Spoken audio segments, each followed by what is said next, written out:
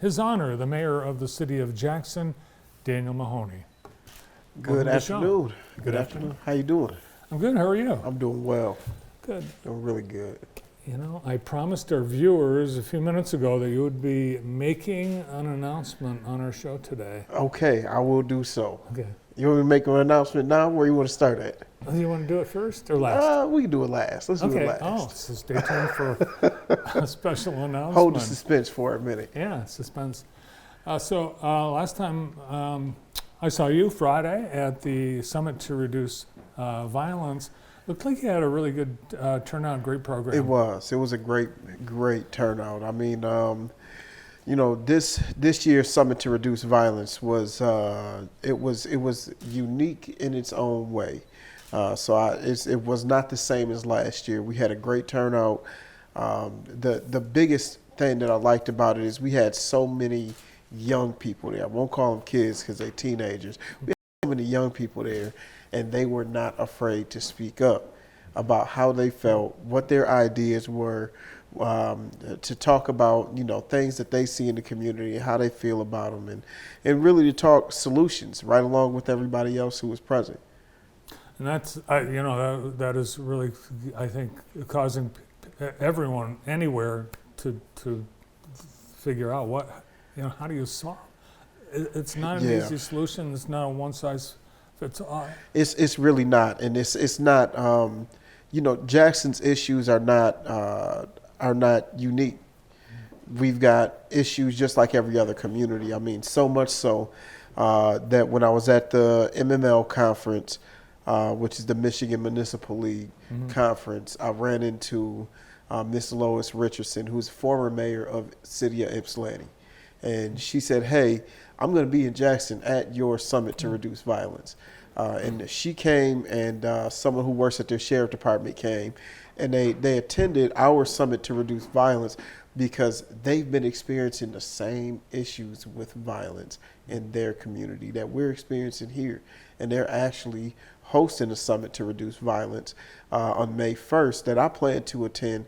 One, to reciprocate the love of her coming out and supporting ours and coming to glean off of some of the ideas that got shared in our Summit to Reduce Violence. But then when I told her, I said, well, I'm going to come to yours also to support you guys because I want to hear what gets talked about as well. And then in addition to that, we're going to follow up and kind of sit down and talk about some of the strategies that they're implementing there that we might be able to implement here in addition to the other things that we're doing, and vice versa. So to talk in detail about some of the things that we have going on here in Jackson that they may be able to implement, and how can we support each other in the long term, because this is not a problem that just exists here in Jackson or one specific place. This is a problem that exists everywhere, and it impacts so many different people in the same way. So what better way to collaborate and put our minds together? I was reading a story about a sheriff in Florida who's being criticized for acknowledging and talking about violence being a problem, and the people in his community say, we're tourists, we try to get people, don't talk. He said the only way to begin to solve is to actually talk about it. That's the first step. You got to acknowledge and talk about it. That's right. That is the first step of any problem, is to acknowledge that there is a problem. And you know, the more that you're in denial of something like that, the less likely you are to really actually have an impact on addressing that issue. And I think that goes for anything in general, but especially with an issue like this, the more publicly known that it is, that this is an issue and we're putting attention on it. And we plan to continue to work on it until it gets eradicated. It has to be a constant conversation all across the community. Was there anything that came out of the conference that to you was an idea that sounds like maybe it's something that we can try that's going to work? I think that I would love to see some people in the community come together to create a mentor program for young men. I think that we've got some phenomenal programs out there currently, but I think that specifically we need something for our young men, because the number one thing that, and this goes for the young men and the young women, because it was actually a young lady who said it. She said the biggest thing that helped her to not steer the wrong direction is the support system that she had. The fact that she had her mother in her corner telling her the right things to do, her aunts and other family members telling her the right things to do, her grandmother telling her the right thing to do. All of these people who were her circle are what steered her away from the path that some of her peers are on. And there was a young man who spoke, and he said the same exact thing. What my last question to them was, what is it that you need that you're not getting, or that you need more of, that will help keep you off of the wrong path? And that's what he said. He said, I need more support. I need people to support me, and I need people to shield me. And that was something that was unique also. He said, I need people to shield me. He said, I feel like I have a good group of friends. He said, but it would be nice to have people who help shield me from individuals who are not good for me. And that was powerful. I mean, and even when we had our breakout session, the breakout session that I facilitated, myself and Zoe Lyons, it was pretty smart. We got started a few minutes later, so we had a few less people participated in our particular breakout session, and that made it more intimate. We were able to have more of a conversation rather than kind of like a question and answer. It was really an in-depth conversation that we had with the two young people, and the teacher, and actually the city manager came into our session as well. And it was really just amazing to kind of pick the young people's brains on the questions that we had to ask, and how violence impacts economics in a community, and their viewpoint on that as a subject, and to be able to talk to them and find out, like, what do you think should be done? How can, like, the adults and these organizations that exist around our community, how can we support you? You know, because these are the students who are not on the wrong path. They're here. They're at the event. They're engaged. They're actually talking, they're talking and not via text message. It was a miracle, you know. So it was great to see how engaged they were, and then just kind of seeing how they were thinking about the subjects that we talked about. And I know that they're already setting the date for the third summit to reduce violence. So it's going to keep going on. Yeah, just want to shout out to the prosecutor and the rest of the team that helped plan that event. It is not an easy feat to plan that event, and I think that it's such a great addition to the work that's being done in the community to help continue that conversation and spur new ideas and continue to work. Yeah, and they were able to pivot at the last minute because the invited guest speaker had a family emergency, and you had to do some juggling, but ended up working out. It not only did it work out, it worked out so well, and kudos to Cheryl Ragland. She, with less than 24 hours, became our keynote speaker, and she did such a phenomenal job. One, she did such a great job. Afterwards, I said, Cheryl, did you already have that presentation ready? And she said, no, I haven't even slept yet in the last 24 hours. So she did such a great job, and shared the structural way that the group violence intervention strategy is approached. And there was a lot of things that I didn't even know that I got to learn about this program, about this strategy that we're using in the city of Jackson to help continue the reduction of violent crimes and retaliatory crimes that happen after violent crimes happen.